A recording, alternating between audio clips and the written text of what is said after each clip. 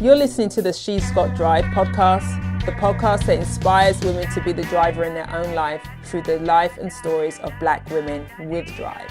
And I'm your host, Shirley McAlpine, and I'm a business consultant, an executive coach, a leadership facilitator, and I work with people and organizations to live their lives by design and not default. I'm so excited on this episode of She's Got Drive. We have Jennie Joseph. She is someone who's inspired me since I met her in 2010 and is doing extraordinary things in the world.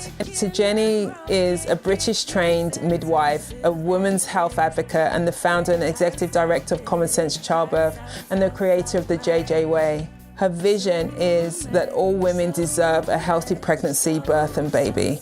Her Easy Access Clinic and the JJ Way is and has saved many babies and mothers' lives and impacted thousands of families in such a remarkable way. I really hope you enjoy our time with Jennie. So shall we start with what you understand or success to be, you know, if you think about what it means for you? That's a good one. Well, I think it changes for me what it means. It's sort of morphing, sometimes daily even. It's fluid. So I would say that I feel in some ways very successful in my particular field, in my genre, women's health, midwifery. And then on the other hand, as a CEO, I feel like I've got so far to go to say I've reached that success. But for me, success is a place where if you ever arrive there, that it's just a complete... It's very part of who you are. It's sort of very natural. It feels good. It feels comfortable, like you're where you wanted to be and that you are just completely living in that way. It's a state of being almost. Yeah. So at what point do you think you arrived at that state of being in your chosen field? Wow. Just recently, but over the course of many years, there's been these sort of smaller steps to a level of success. And so I feel like I've achieved as I've gone along. And then on the other hand, I look back and I say, no, not quite yet. And then for the future, I want more. So, I keep moving the bar, so to speak. But I think I could say for sure when I got a license in Florida, for example, that was one major success because I was told, no, you can't. Like, it won't happen. Like, oh, no. And so I was very clear about and intentional about, no, I'm going to get a license. Right. So, for example, becoming actually the first foreign-trained midwife that got a license in Florida since the Midwifery Act had been closed down, that was a real triumph for me and I think a measure of success. But that was just one piece. Because in having the license, having the piece of paper and actually being able to utilize it to get to work in the field that I'd chosen, I wasn't actually really able to get to work in the way I wanted to get to work inside of that. So there wasn't success in that because all of a sudden I was faced with, you have a piece of paper, you're able to be let loose, if you will, but now what are you going to do? Right. Because the recognition of what that license meant in Florida versus what it meant for me when I was in England was that, oh, this is a different midwife. Okay. So that changed there for me as far as the success of that. It sounds like when you use that example is that, success, you achieve one thing and then there's the next level anyway. Yes. That you then create for yourself. Right, and it can also be created for you because it develops out of where you are at that particular moment. Right. So some of it was purposeful. I might set a goal or I set out to achieve something, and others were just like, this is what has to happen now. Like, you've got there, so now you must go to this next thing. And if you're not going there, then you kind of would be, that sense of just, well, you're stuck. So, the success piece was either part of the next, just naturally, organically movement forward, or it was, no, I really want to do X, so I'm going to work towards that. Right. So then how much of the work and your accomplishments then have been planned and how much of has been organic, because many people have 3-year plans, 5-year plans and visions for themselves and they're working away at that. So how much of it has been organic for you? I would say all of it, honestly. I think because I got here, I landed in 89 and I had no clue. I just literally I was excited to come to the States. I came to be married. I met my husband to be, the year before, and he came to England and proposed, and I was so giddy and excited and thrilled to accept, and I came back with my 3-year-old in tow, and it was the beginning of this new era, and I was very, very excited about all the possibilities. And in those moments, I didn't stop to think about, and the career path piece. Right. Because I'd been a midwife for 10 years before I arrived, and I've assumed that Americans had babies. And I was like, well, how else would you have a baby but with a midwife, which is normal around the rest of the entire world. So I get off a plane, I'm like, let me find the hospital because I'm going to get signed up because I'm going to start my shifts, and I'm going to have a job, and everything's going to be lovely. And so, no, it wasn't at all. And so the beginning changes had to come organically because there was nothing else for me to do but kind of work my way through it, figure my way through it, meet the obstacles, and then have the obstacles kind of guide me. And then on the other hand, also, determine that I wasn't going to let these systems and these blocks beat me. So it did sort of organically develop. And, as I began to see the future, I began to lay out plans for myself. I didn't actually know how I was going to get there. Right. But I would make these plans. In fact, recently I found a couple of things where I'd written out these 10-year goals, and actually I'm not that badly far off. It's really interesting to see something that was quite outrageous that I've written down that I would have done, 10 years ago. I'm going to do this.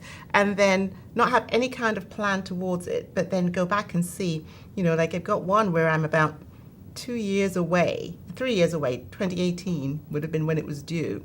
And it was quite an ambitious goal, but I had it written down in 2008. And I surprised myself because quite a bit of it has been achieved without any real plan. Right. So, there's that part of it where it just unfolds, the next thing, and now the next thing, and then, now the next thing. And then there's the other piece where you drive it somewhat, but not necessarily, for me personally, I don't necessarily have the ability maybe or the way of being where I, lay it out by minuscule and minutiae. I don't put all those details in there, but it just happens. So what has you keep on going and keep on well, achieving? I think what has me keep working forward is that I just can't settle. I'm just not that person. Like, I get to a certain point and I'm like, no, this is not enough. Okay. I need more of this, or it ought to be, or it's not right that. There's something there for me at each juncture that has me go, okay, hold on a minute. If only this piece was in place, it would be better. Or it would work better for other people, perhaps for the patients, the women, the families. Or this isn't right, we can't have that. Yeah. So what can I do about it? Right. So those kinds of things come up and somewhat keep driving me forward. But it was extremely difficult because I sort of had to reinvent myself to manage what I met when I arrived. Okay. I had to create almost inside of this place where there was nothing as far as midwifery at the time. It was 1989. And so the Midwifery Practice Act in Florida had actually been closed down. So midwives like myself who are not nurses were not actually licensed or legal. Nurse midwives who could work in hospitals were already practicing and had a way, an access point to practice. So I didn't want to do a nurse midwifery training all over again. I felt very frustrated and affronted even that was a suggestion because I'd been a midwife for 10 years inside of a hospital environment, even though I was what we consider a non-nurse or a direct entry midwife, meaning that we didn't do the nursing as the first discipline but went directly into midwifery. So I found that very frustrating when I came, where I had to be told, well, you should go to school and do this, or you should go to school and do the other, or you have to start from scratch, or what are you talking about? So I was met with a lot of consternation. Many people threw their hands up and said, oh, no, we don't do that anymore. This is old. And, referral back to the day, when the grand midwives were delivering babies at home, and the history of it all began to unfold. So it was extremely difficult, extremely frustrating, and I found it hard to keep fighting at that point. I was very overwhelmed. I was depressed for a long time. I ended up compromising and working in a physician's office, an OB physician's office. Right. I thought that would be as close as I could get to doing the work I loved. But it was interesting because that became the catalyst for me to actually get out and find a way to go back to my roots and go back to midwifery. The experience in that physician's office was so horrendous. It was such an eye-opening experience because I had no clue that, one, women could be treated that way, two, that the medical system was so upside down in the United States, and that, three, the disparities in the type of care, depending on your race or your socioeconomic status, was so apparent. And unfortunately, I got so caught up, I actually became a victim of the same system because when I had something that was going on for me gynecologically, I foolishly thought that I would work with the physician that I was employed by. Right. And that ended up in quite the disaster and led me down a road to just completely, essentially ending up, I consider myself a victim of some of these, I think, quite predatory behaviors that happen to women who haven't got any power in the United States. So that was the impetus, though, for me to say, that's it. Back to midwifery, back to find a way, because we can't have this be all that's available. We can't have this be that women are so disenfranchised.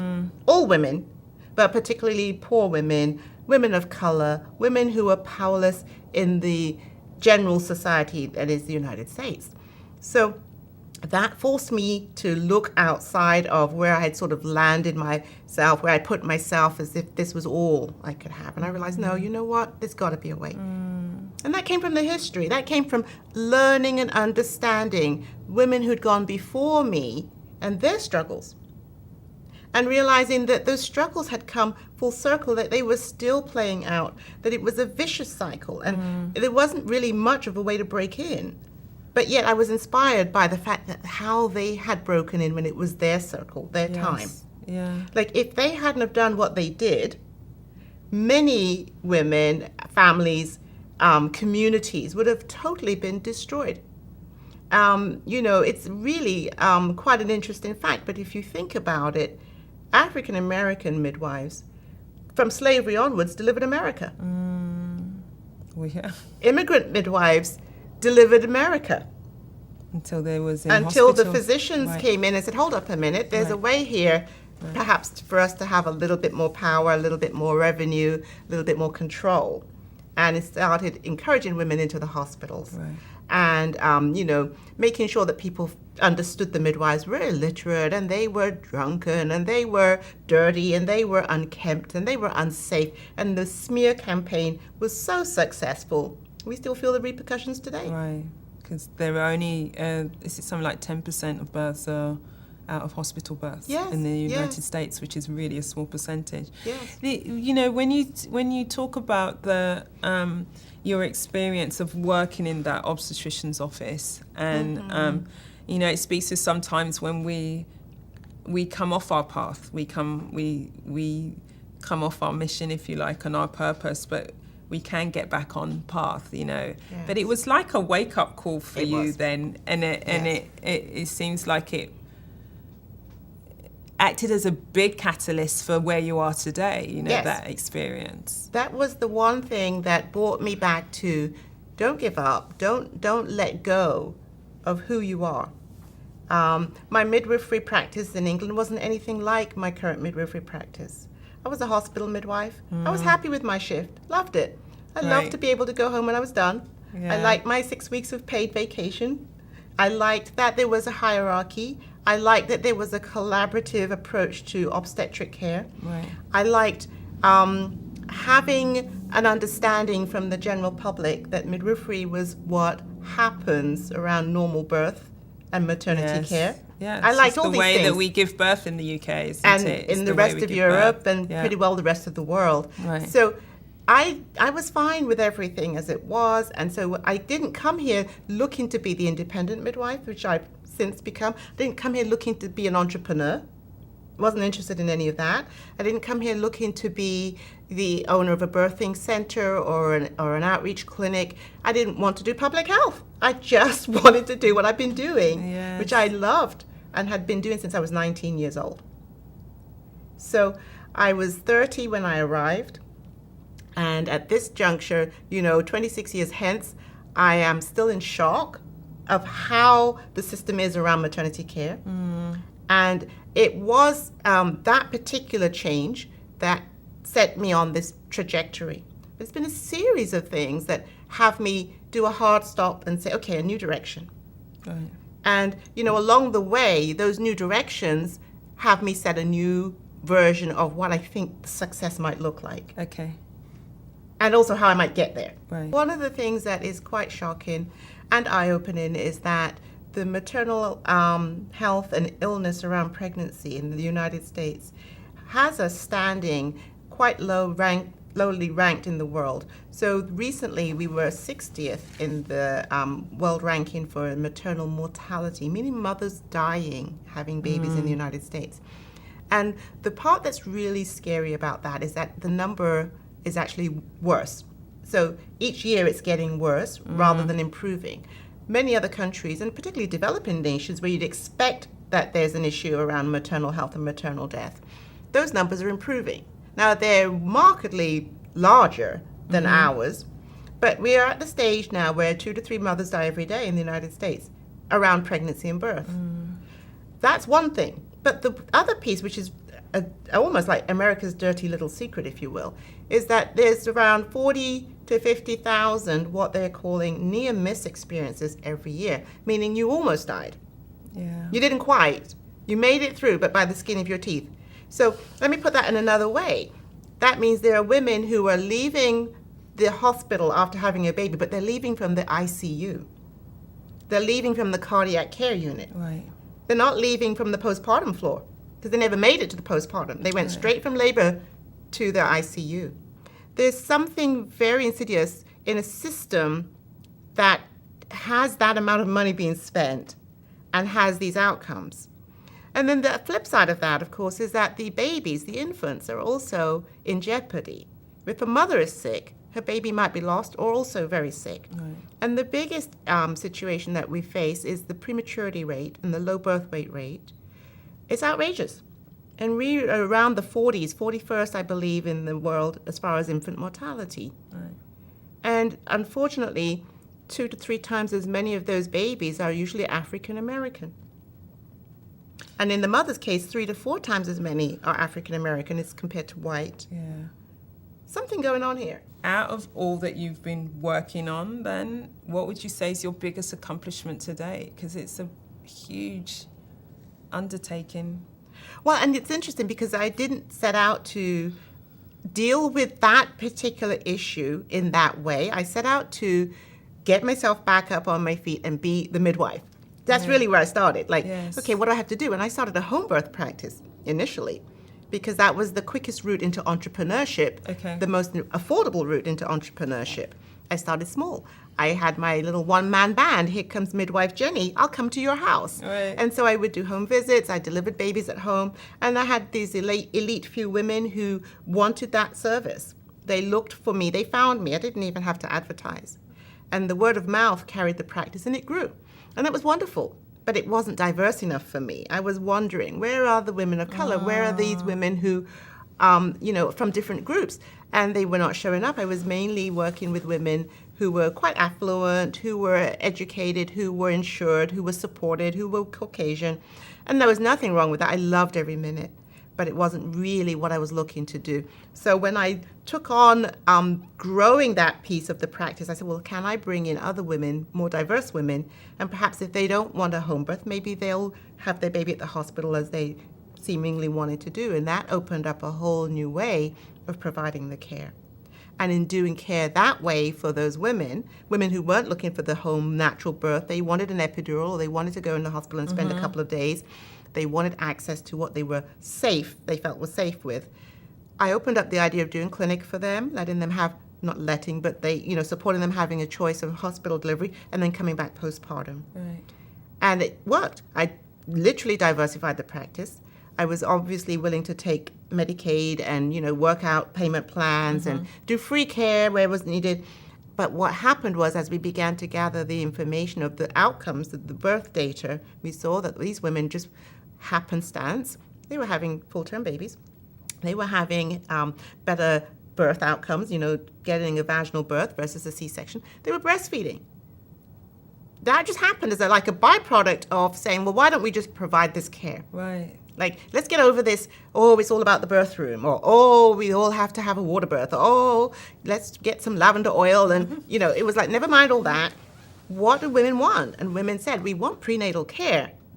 It's not that we don't want the care, we just can't get into prenatal care. We can't get access to care. We're going through all these hoops and hurdles trying to work our way around systems that are quite obstructive to that goal. I mean, it's very ironic. The throwing up of the hands, these women, they're so bad, they're so wrong, they don't care. Yet actually, when you try to access the system, I mean, heaven help you. Good luck. It is so set up in a way that it's quite difficult. And then if you do get in, there's certain other barriers that will pop up very quickly, such as, well, Dr. So-and-so doesn't take that type of insurance, or you've got to go, 3 bus routes over to get this care at this time, or you just don't know how long you're going to wait, or, on and on and on.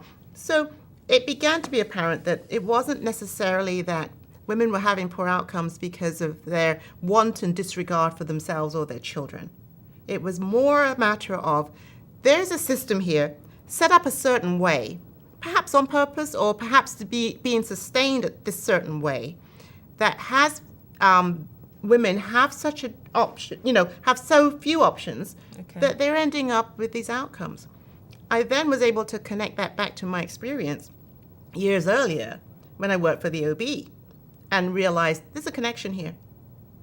That system that I was part of, that I ended up with my own issues, as well as I watched as other women had other similar issues inside of that OB practice, began to realize it was bigger than just private physicians, that it was institutionalized. Right. And so again, more research, more investigation, more looking at the history, trying to connect the dots and working out that somehow what we were doing in terms of providing this limited, really, midwifery care for the average woman who wanted just a healthy outcome for herself and her baby.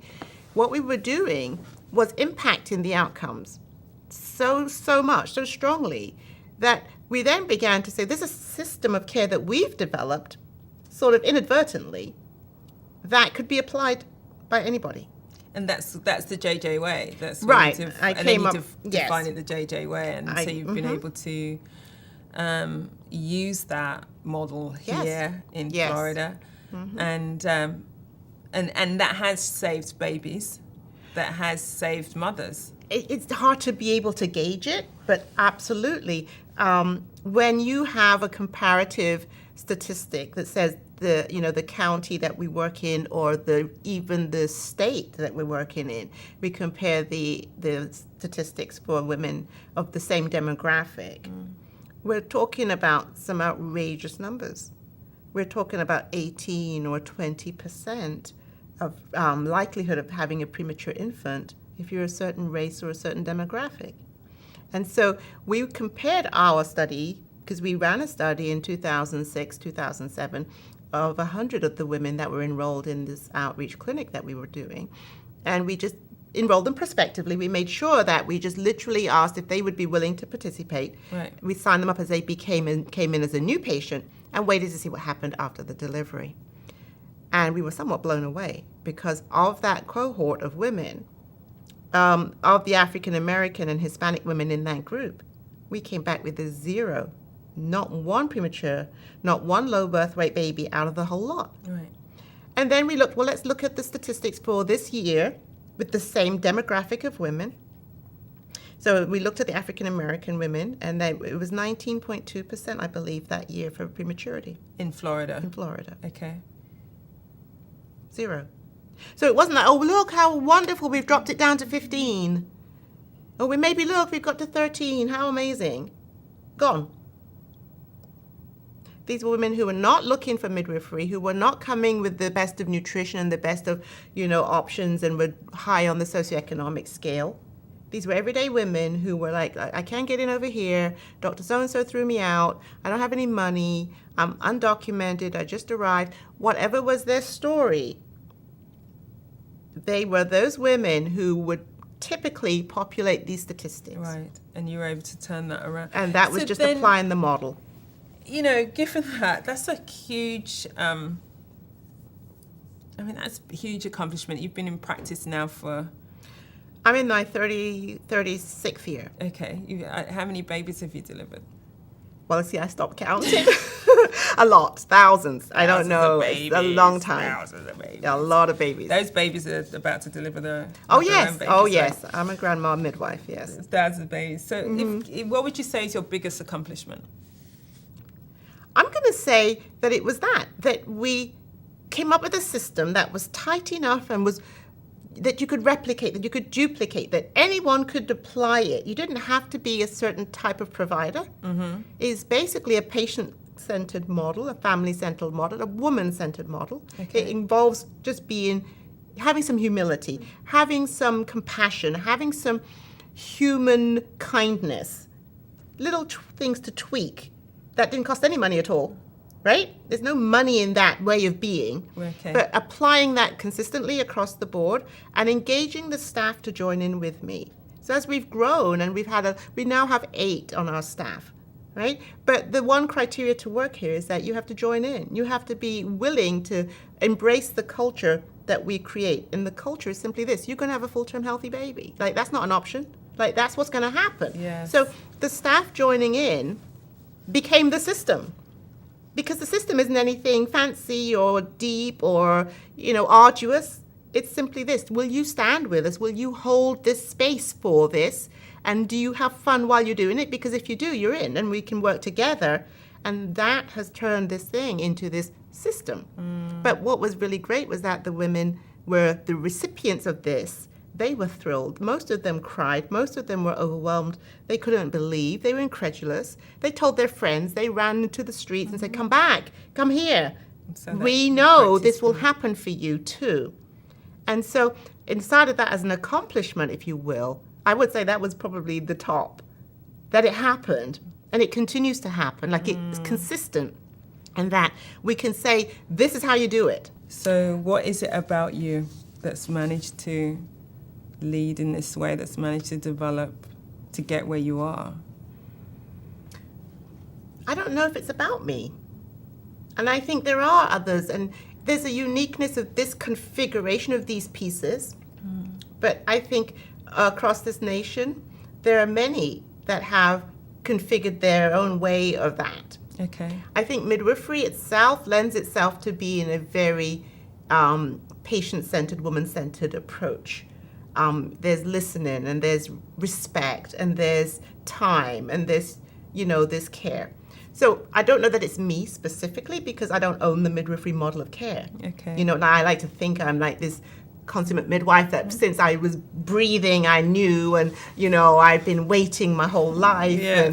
And, I've never done anything else, and I don't want to, ever. Like, that's going to always be the foundation of anything I do, is that way of being. So I'm not really sure how to answer that, but I think that, I've never had any other doubt or feeling that that's how I could and should operate. That, as I grew into adulthood, it was there, and it stayed with me. I won't stand for silly nonsense, and I won't stand for wrong, and I won't stand for unfairness, and I won't stand for cruelty, these certain things. And I met that, I felt, in what was going on in the maternity care and the women's health care. I met that here. So I had to go against that. It wasn't an option to, now look what I've learned, but never mind. Let me go, and maybe I'll try some secretarial work. That wasn't going to happen. So what would you say is the source of your success then?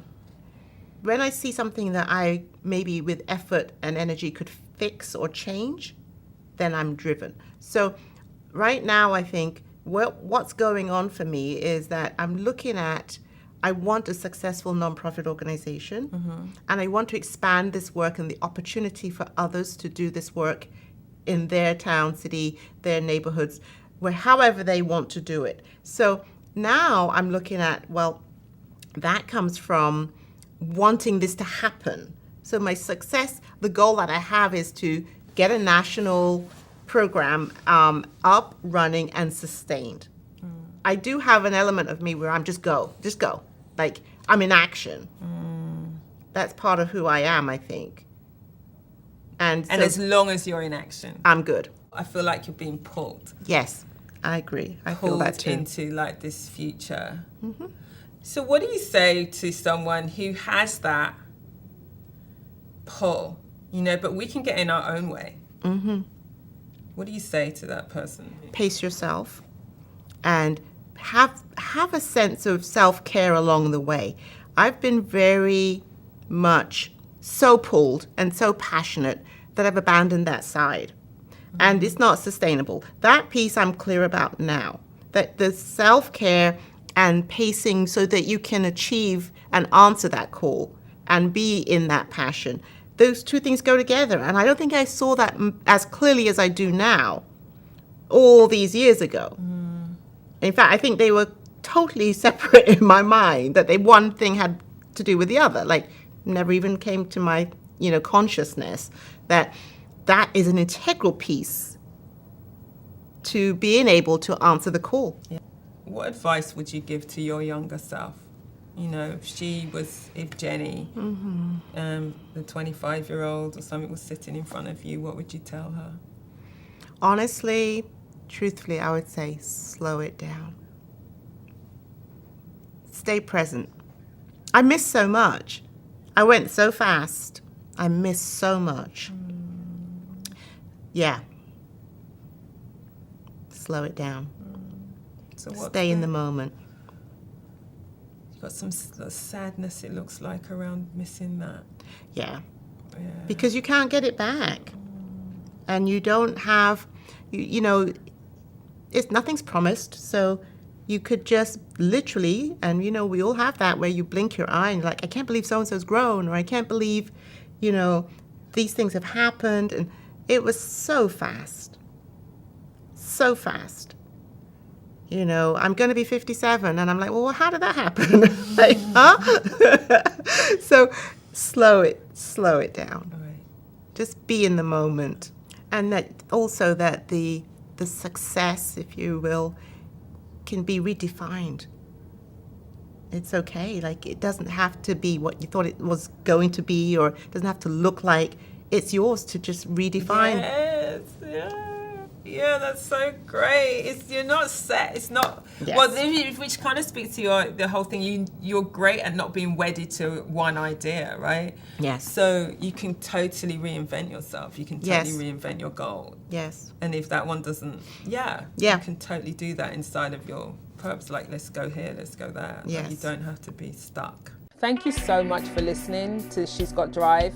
If you want to hear more from me, I am at Shirley McAlpine Consulting on Instagram. You can follow me on Twitter at Shirley McAlpine, and Facebook page She's Got Drive.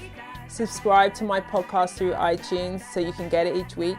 And if you sign up on my website on shirleymcalpine.com, you can get a free download of my tips on how to be a woman with drive. And that's also where you can leave comments about this podcast. Thank you for listening. Until next time, go well and stay well.